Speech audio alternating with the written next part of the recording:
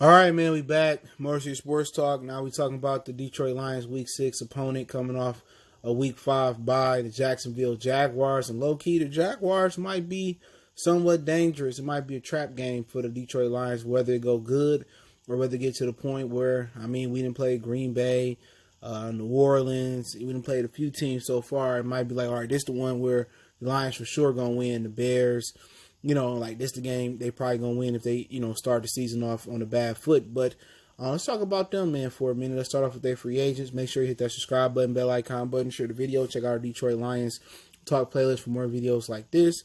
And we really gonna ramp it up and try to get this season preview thing done with the rest of the schedule. But they lost Nick Foles to the Bears via trade. He started off really good last season, but he got injured and they rushed him back and he wasn't the same. So let's hopefully he still ain't good for the Bears because we got to play them week 1. Then Calais Campbell, he moved on to the Baltimore Ravens. They pretty much cleaned the salary cap after they almost got to the Super Bowl and Blake Bortles, stopped them from getting back there again. Marcel Darius, he's still a free agent this year. They traded AJ Oboye to the Denver Broncos. Marquise Lee left for the Patriots. Then, he ended up opting out this season. Tyler Eifert from the Bengals is their tight end. Linebacker Jake Ryan still ain't found the spot. They bring in Chris Thompson, a running back from the Washington football team. They lose their tight end Jeff Swain to the Tennessee Titans. They lose their 4-3 outside linebacker they keep him Latrine McCray. They retain him. They lose their safety Cody Davis to the Patriots. Al Woods, they bring him in from the Seahawks. They bring in former Detroit Lion cornerback Rashad Melvin.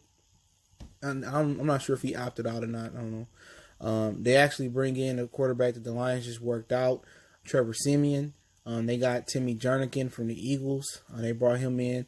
They also bring in Mike Glennon from the Raiders as a backup quarterback. Rodney Gunter, they bring him in from the Cardinals. Defensive end Aaron Lynch. They bring him in 3-4 outside linebacker from Division 4, the Bears. Josh Moreau, 4-3 linebacker, they bring him in from the Raiders. Tremaine Brock, they bring him in from the Titans. Tyler Shantley, center, they retain him. Cassius Marsh, 4-3 defensive end, they bring him in from the Cardinals. And they bring a dude named Adam Gaddis from the Broncos, 4-3 defensive end. Cedric Obayi, right tackle, they lose him to the Seahawks. Yannick Ngakoue, they retain him right now with the franchise tag. Karan Reed, he used to be with the Lions. They bring him in, former Lion. Late Preston Brown is still a free agent. They let him go. Akeem Spence, former Lion, he a free agent. They let him go. Najee Good, they let him go. Another guy, left tackle Ben Alajada, let him go. They got a lot of free agents that they let go. So it's no other ones that's worth mentioning. But let's switch over to their draft. And I'll tell you their depth chart after that. Their draft is pretty good. They got a kid named C.J. Henderson from Florida, 6'1", who's going to be compared, and he's going to be measured out to our cornerback, Jeff Okudah. Really good corner out of Florida. Would it surprise me if he had a better career than Jeff Okudah? No. But I expect Jeff Okudah to be better. They bring in Kelavon Chesson from LSU, defensive end linebacker. So they rebuilding their defense up. They bring him in. He was a second first-round pick. A guy I really love in the draft, man. His name is I can't pronounce his name. Leviske. He's from Colorado. He got a whole funny ass name, but they got him listed as a receiver. But he plays some running back, I think, at Colorado. They got him in the second round, the 10th pick. I love his game. Just can't pronounce his name. But they got him in the second round. I think he's gonna be a steal. Third round, they got Devon Hamilton, a defensive tackle out of Ohio State. Fourth round, they got Ben Barch, St. John's, Minnesota. He is an offensive lineman. Also in the fourth round, they get Josiah Scott from Michigan State. Hopefully I said his name right, cornerback. Then they get Shaquille Quarterman, also in the fourth round. He's a linebacker out of the University of Miami. Fifth round, Daniel Thomas, safety out of Auburn. Colin Johnson, also in the fifth round. Texas 6'6" wide receiver.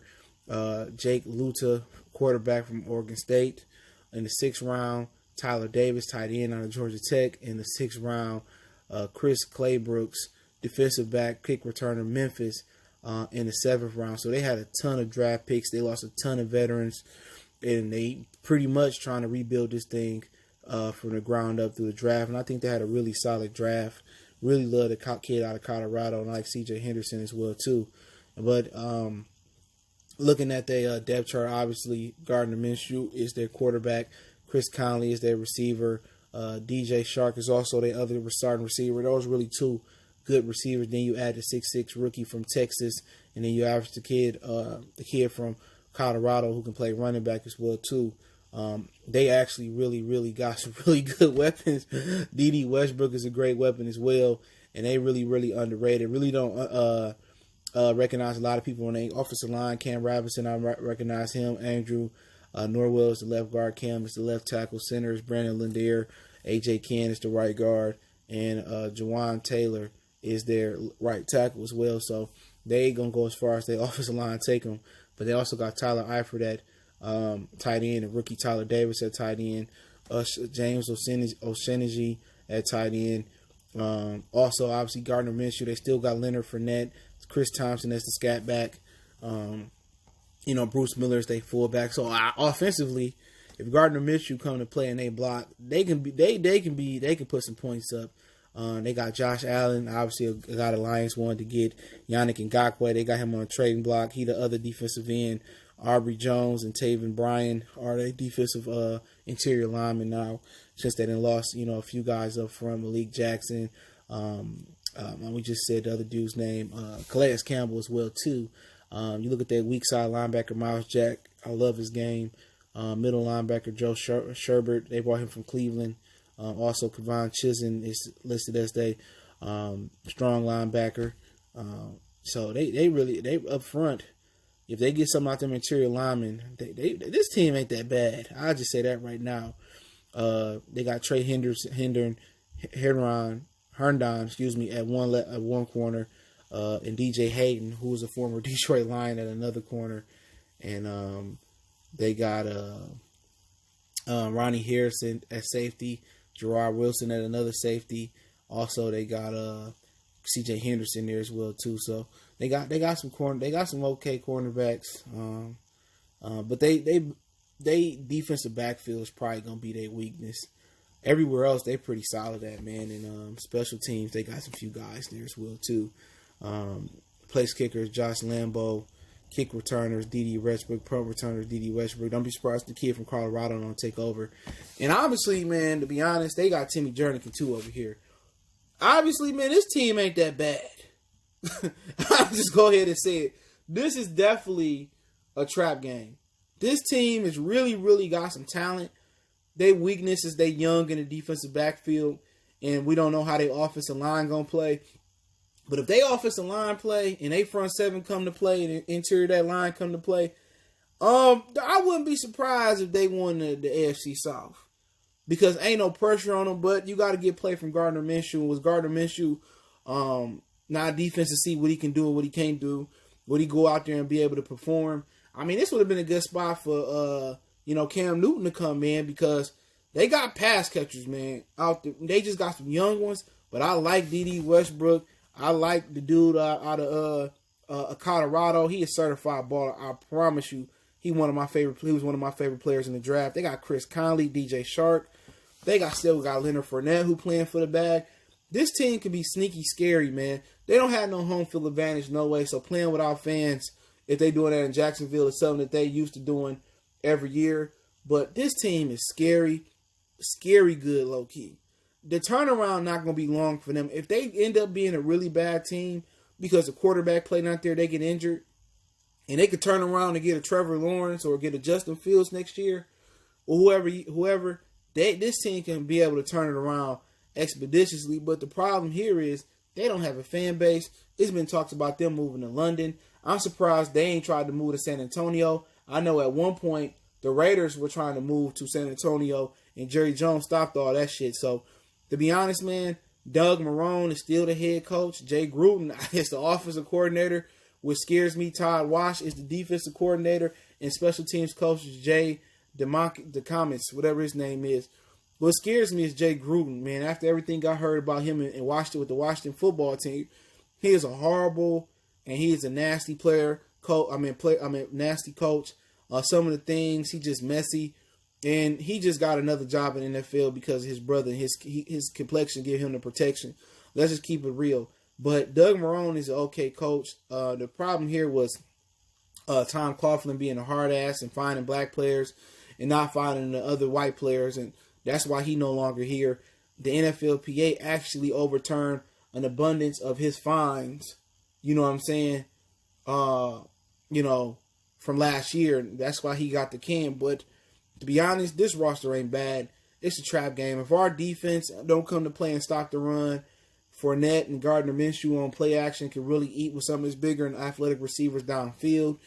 I mean, the point about beating them defensively is that we got to stop Leonard Fournette. We got to take away play action from Gardner Minshew. And we got to see if Gardner Minshew can make all the throws. Can Gardner Minshew make the throws outside the numbers? Can he make the throws under pressure? We got to pressure Gardner Minshew. We got to make tight windows, play tight defense. But he does have the receivers to go really make plays with 6'6" Colin Johnson, with D.D. Westbrook pretty big. They got guys that can go above you. You know what I'm saying? They got guys that can get yak and go to the house. So important to wrap up and tackle. It's going to be important to really get pressure on Minshew and make Minshew, make the throws that, strong and accurate and veteran quarterbacks can make. But the thing here is going to take away his binky with Leonard Fournette. The thing here is going to be able to really play tight coverage, get pressure on him, and make him make, professional or top professional-like quarterback throws. And that's really the drop on him. But it's going to be basically stopping Fournette and making Gardner Minshew beat you from the pocket and tackling his receivers, his pass catchers when they get the ball. But if the Lions ain't able to get pressure and stop Leonard Fournette, this game going to be a long game. But, defensively for Stafford, it's really for them. If Yannick Ngakoue and Josh Allen and Miles Jack and those guys still there, it's really going to be about protecting Matthew Stafford and letting Stafford expose that young defensive backfield. If they can protect Stafford up front, if they can run the ball and Stafford can play action, he got the advantage with T.J. Hockenson. He got the advantage with Marvin Jones, Galladay, Danny Amendola. He going to have advantages, but if they don't able to protect Matthew Stafford and run the ball, this could be a game where their defense can take over. But he got advantages with young safeties on veteran receivers as well too. But it's a good game. I don't think if Minshew is playing well and Patricia don't turn his defense around, I don't think this is an easy game. You know what I'm saying? At all. I think this is a trap game for the Lions. It's a very winnable game, but they were very well coached and they got some good talent on Jacksonville. I was surprised when I looked at that roster and I'm like, man, they roster pretty good, but it's really going to boil down to, is Gardner Minshew the real deal or not, and can they protect him? If they can protect him and he the real deal and he get Fournette going and they, start to use Fournette in the passing game, and they defensive backfield can step up and they front seven can make the sweet chin music they can, they're going to be a tough out for a lot of teams this year. No pressure. They playing with house money. Nobody expecting them to do much. This is a very, very dangerous squad that you could be playing week 6. So let me know what you guys think about the video. Hopefully we move on tomorrow with, week 7 of the season preview. Don't forget we on Facebook, Instagram, Twitter. You can reach out anytime if you have a business question, inquiry, sponsorship, video request. Keep sharing the videos. Want to make a donation to the channel? Cash App, PayPal, and description. Best way to donate is share the video. Let me know what you guys think about this season preview with the Jacksonville Jaguars. Appreciate the love, support. Best way to donate is check my other channel out, Goodfellas Sports TV, and share the video. One time for the one time. Motor City Sports Talk. We gone.